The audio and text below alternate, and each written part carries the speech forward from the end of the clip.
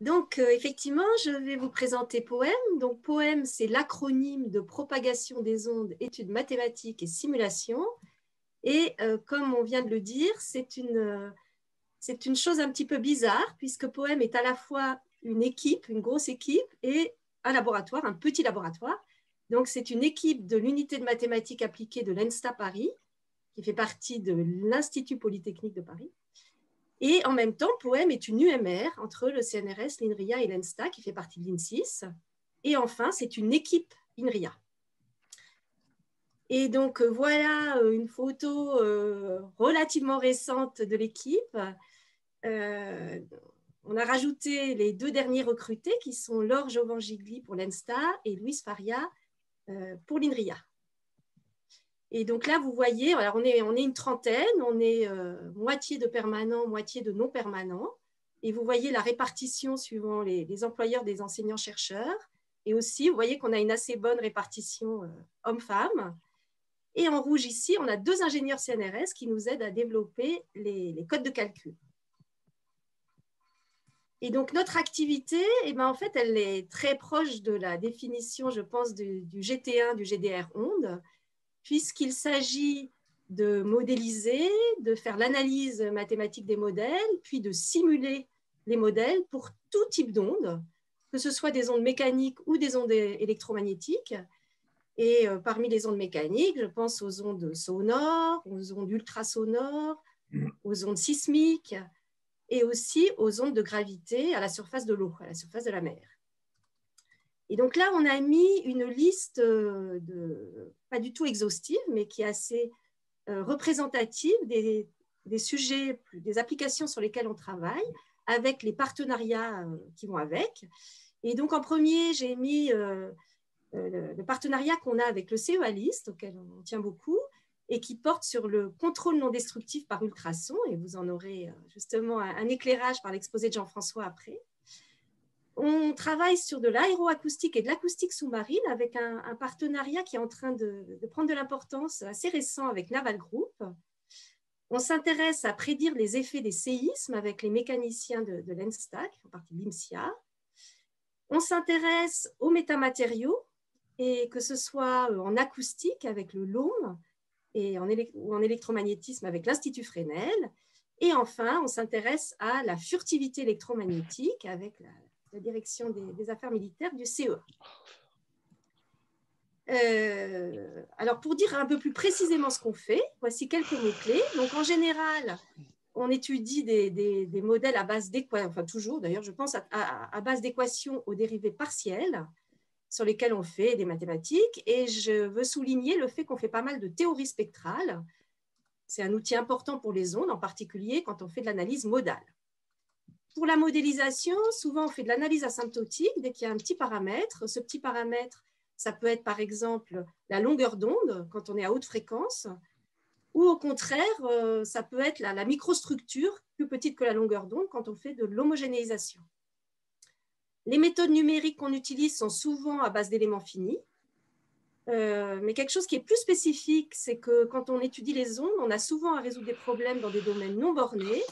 Et donc, on développe des méthodes spécifiques pour cela. En particulier, on travaille beaucoup avec des équations intégrales, où c'est la fonction de Green qui permet de prendre en compte le domaine non borné. Notre activité en équation intégrale, elle est devenue assez importante ces derniers temps. On est aussi reconnu pour une expertise sur, par exemple, les PML, qui sont aussi une méthode pour prendre en compte des domaines non bornés. Et enfin, les ondes, c'est utilisé pour faire de l'imagerie, bien sûr, et donc, naturellement, on a une activité en scattering inverse, dont on parlera justement aussi dans l'exposé de Jean-François. Alors, je considère qu'on a une cohérence importante qui est permise par un domaine scientifique qui est bien identifié, qui nous permet de beaucoup travailler ensemble, et aussi par le fait qu'on est un labo à taille humaine, ce à quoi on tient beaucoup. Cette cohésion, elle s'appuie aussi sur le développement de codes de calcul, et en particulier sur la librairie XLive++, qui est développée par le laboratoire. On a un séminaire mensuel auquel on est heureux de vous accueillir le plus souvent possible. Et enfin, on enseigne tous à l'ENSTA, ce qui nous permet aussi de renforcer la cohésion. Et donc maintenant, je vais très rapidement parcourir, vous montrer quelques images que j'avais sous la main, qui complètent les deux exposés qui suivront. Donc, je commence, c'est très mal, par une activité à laquelle je participe qui concerne les matériaux électromagnétiques négatifs, c'est-à-dire quand, par exemple, la permittivité est négative. Ici, la permittivité est négative dans cette inclusion triangulaire. Et on résout le scattering et on voit apparaître d'une part un placement de surface, mais aussi des phénomènes très singuliers au coin, qu'on appelle des ondes de trous noirs et sur lesquels on travaille beaucoup. Les matériaux négatifs, ils posent aussi des problèmes en domaine non borné parce que les PML usuels sont instables. Et donc, on a conçu de nouvelles PML stables pour ces matériaux qui sont dispersifs. Et ce que je vais vous montrer, c'est une vidéo qui illustre ce qui se passe à l'interface entre un matériau ici classique et ici un matériau de Drude. Et donc, vous voyez dans le matériau de Drude apparaître des ondes de vitesse de groupe négative. Mais ce que vous voyez aussi, c'est que la simulation est stable grâce à ces nouvelles PML qui ont été mises autour du domaine de calcul. Pour les domaines non bornés, on développe aussi des méthodes exactes. On essaie d'écrire des conditions transparentes, des conditions transparentes exactes. Et en particulier, on développe une méthode qu'on a appelée la Half Space Matching Method, particulièrement bien adaptée, par exemple, pour les milieux élastiques anisotropes. Ça, c'est une collaboration avec le CEA LIST. Vous voyez ici une simulation 2D dans un milieu anisotrope et ici 3D pour l'instant dans une plaque isotrope. Du point de vue, j'ai parlé des méthodes asymptotiques, il y a un travail qui consiste à développer des méthodes hybrides, hybridant des équations intégrales et des approches asymptotiques pour les problèmes de diffraction haute fréquence en collaboration avec le CEA DAM. Et ici, c'est une illustration où on compare la diffraction par ce pentagone calculé de manière exacte par une équation intégrale et ici par une approximation haute fréquence de type Kirchhoff et avec un traitement des coins. Et vous voyez que la différence, elle est faible et elle est essentiellement dans la zone d'ombre et elle est encore très petite. Alors, je crois que c'est là, oui, l'avant-dernier slide. Il y a une activité importante sur les méthodes intégrales rapides, en particulier grâce au code de Stéphanie Chayat, le code COFI. Et ici, c'est des illustrations. COFI est utilisé pour les ondes élastiques et les ondes acoustiques. Ici, c'est des illustrations en acoustique sous-marine, justement, qui concernent nos collaborations avec Naval Group. À gauche, ce que vous voyez, c'est l'impact d'une explosion sous-marine sur un sous-marin. Et c'est une simulation transitoire par une méthode qui utilise de la convolution quadrature. Et à droite, l'objectif, c'est de calculer le rayonnement acoustique de sources hydrodynamiques au voisinage d'une pale. Il y a deux simulations, une à basse fréquence et une à plus haute fréquence. Et enfin, on a eu ces derniers temps plusieurs contributions dans le domaine des méthodes de décomposition de domaines, et en particulier pour lever le verrou de ce qu'on appelle les cross points, les points de croisement entre plusieurs sous-domaines. Et donc, il y a une première activité ici. Vous voyez une simulation sur le cas Marmouzy, où les conditions de transmission entre les sous-domaines, c'est des conditions absorbantes d'ordre élevé. Et ça, c'est un calcul qui est fait avec le code GetDP, GetDDM.